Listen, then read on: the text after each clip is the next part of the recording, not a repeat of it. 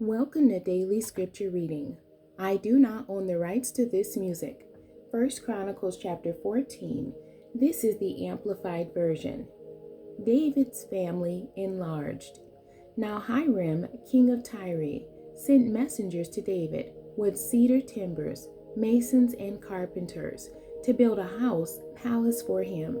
And David understood that the Lord had established and confirmed him as king over Israel, for his kingdom was highly exalted, for the sake of his people Israel.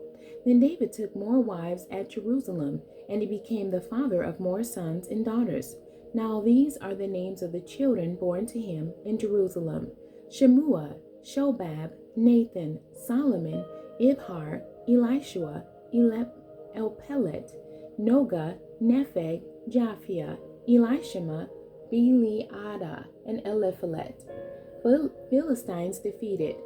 When the Philistines heard that David had been anointed king over all Israel, they all went up in search of David, and he heard about it and went out against them.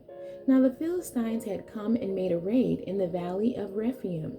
So David inquired of God, "Shall I go up against the Philistines? And will you hand them over to me?" Then the Lord said to him, "Go up, and I will hand them over to you."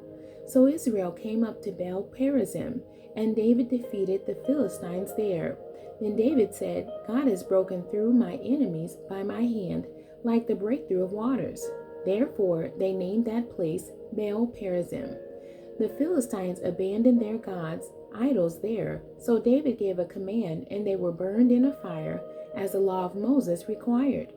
The Philistines again made a raid in the valley. So David inquired again of God, and God said to him, "Do not go up after them. Circle around behind them and come at them in front of the balsam trees.